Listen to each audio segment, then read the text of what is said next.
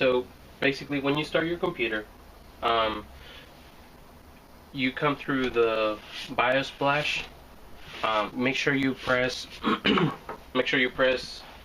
either delete or F2. I'll just press delete because it's closer and it's there. So you want to press delete or F2, and it'll bring you to the BIOS setup. Now, all the X58, not all the 8, but most of the Asus motherboards nowadays, they have like special tools such as like to speed up your hard drive and all that. And this motherboard has that. So when you go into the BIOS, you want to make sure that your hard drive is set up as AHCI, and that will allow your computer, if you're wanting to do dual booting, which I will make another video on how to. This one will only include how to install OSXLion into the Sabertooth X58. Okay, so you want to make sure you want to go down to storage configuration, and then you click configure SATA as, and you're gonna put either AHCI if you're gonna do dual booting, or if you want to do just regular say that just if you only have one hard drive and you just want to install it, you press IDE. But on my installation, I will also show you how to install it via RAID 0 or RAID 1 and all those. So you could either click that, but because I want to do RAID, and also I want to have another hard drive that has Windows 7, I want to do AHCI. So once that's set up, you want to go into pretty much just go into iTweaker. Sometimes people have things such as overclocking.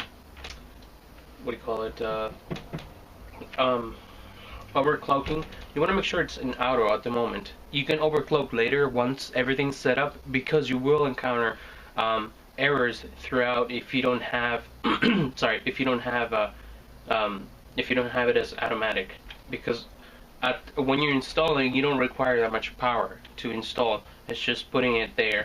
But yeah, so I'm going to make sure that everything is in auto, and you can have everything turned on if you want. So if you go into advanced and you go into CPU configuration, everything can be enabled if you have the 950. Now, if you have a 6-core processor, that's a little bit different. You would have to search online to see if everything. You can go into OSX86 wiki project, and you will have the information whether your processor is compatible with. I don't know. Sometimes they have like extra C-state tag. That's part of the processor. That if I take it out and put a different processor that doesn't support it, or doesn't support this I don't know, feature, then you won't be able to have it. Okay, so once that's done on the CPU chipset, CPU configuration, when I go to CPU chipset, chipset, not CPU, you can enable the virtualization. That's because I have a couple virtual machines in my hard drive. I don't have anything installed at the moment. However, I did have OSX Snow Leopard and another hard drive, and I will show you how to basically just have that into the computer, like have it plugged in and have copy all the files that you need into the new operating system that you just installed. That's if you already install everything on one thing. So onboard devices. I have this set up as SPDIF. That's because I have I don't know, let me see if I can show you. I should never give you niggas money. I have my that's a, what do you call it? Well, it's kind of like not Blu-ray. I'm sorry. It's just a receiver, and sends it to my 4.1 surround sound. So I'm gonna zoom in here so you can actually see what I'm talking about there.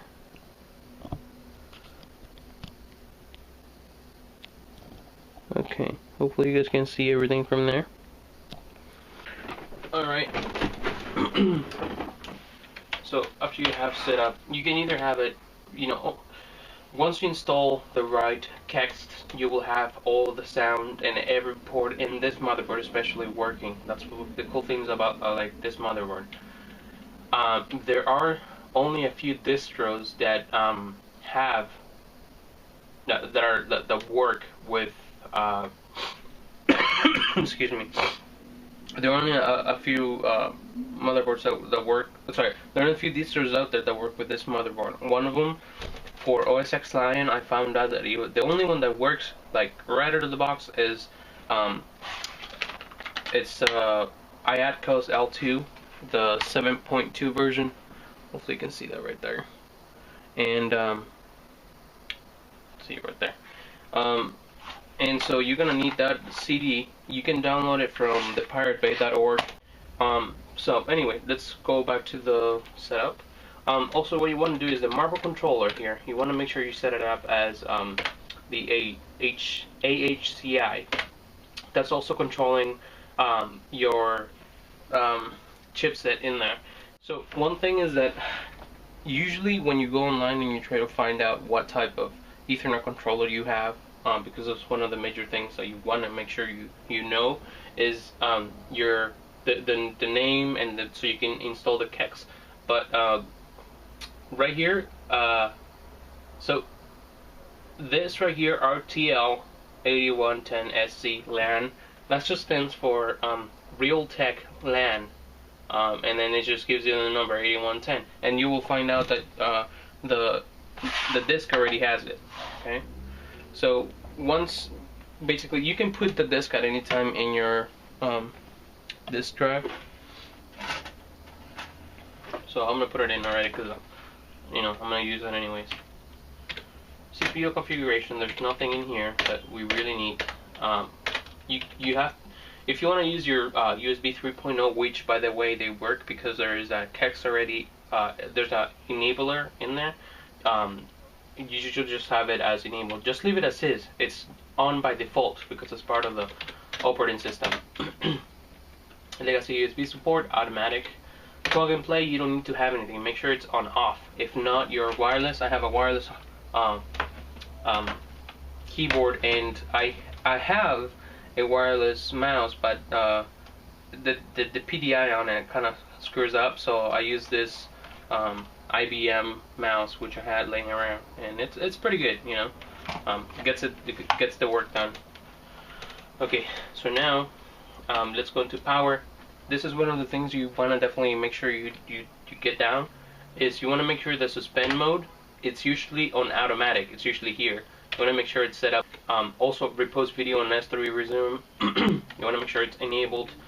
This you can leave it as is because they're always enabled anyways. Now let's go to APM configuration, and there's nothing in here that you want to change.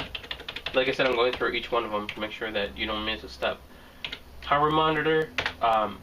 Myself, I have a water cooling CPU, water cooled CPU.